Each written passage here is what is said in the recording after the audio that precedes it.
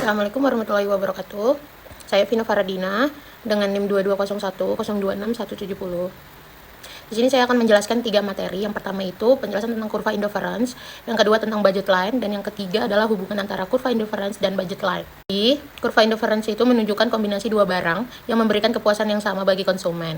Dalam grafik kurva ini menurun dan cembung ke arah asal.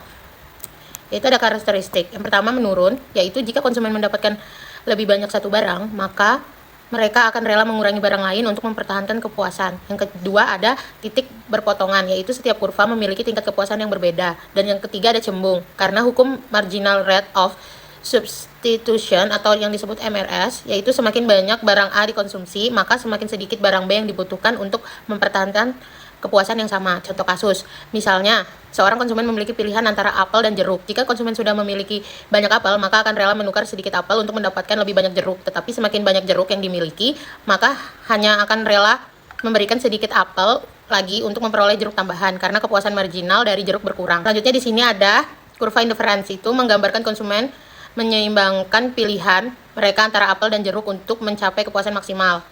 Di sini saya akan menunjukkan grafik. Grafik di atas menunjukkan kurva indifference antara apel dan jeruk saat konsumen memiliki lebih banyak apel atau sumbu X. Mereka bersedia memberikan lebih sedikit apel untuk mendapatkan tambahan jeruk, sehingga jumlah jeruk yang mereka konsumsi menurun dengan tingkat yang semakin lambat. Ini mencerminkan prinsip utilitas marginal yang menurun.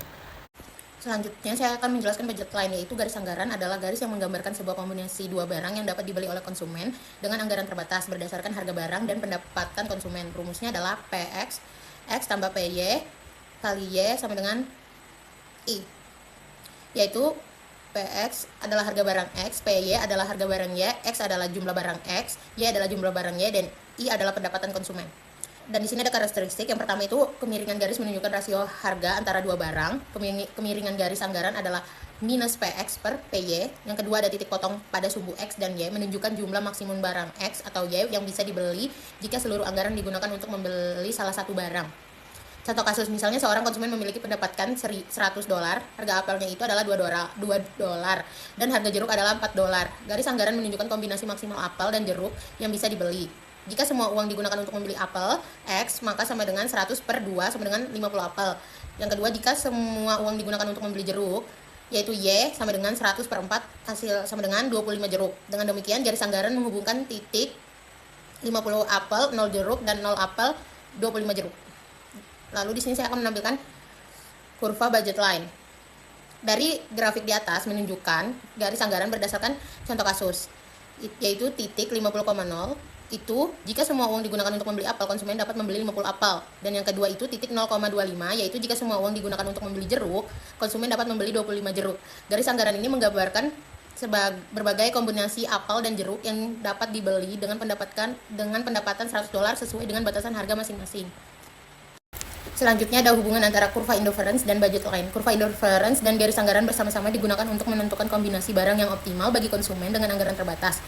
Yang pertama ada kurva indifference menunjukkan kombinasi dua barang yang memberikan tingkat kepuasan yang sama bagi konsumen. Dan yang kedua ada garis anggaran atau budget line, yaitu menunjukkan kombinasi dua barang yang dapat dibeli dengan anggaran yang tersedia berdasarkan harga barang. Titik keseimbangan itu konsumen tercapai ketika kurva indifference yang lebih tinggi menunjukkan tingkat kepuasan yang lebih tinggi bersinggungan dengan garis anggaran. Pada titik ini konsumen memilih kombinasi barang yang memaksimalkan kepuasan mereka tanpa melebihi anggaran. Di sini ada dua. Yang pertama itu ada titik singgung, yaitu garis anggaran dan kurva indifference bersinggungan pada titik tertentu yang menunjukkan kombinasi barang yang optimal. Dan yang kedua ada kemiringan. Pada titik keseimbangan, kemiringan kurva indifference atau MRS akan sama dengan keseimbangan garis anggaran, yaitu rasio harga barang atau MRS sama dengan harga barang X per harga barang Y.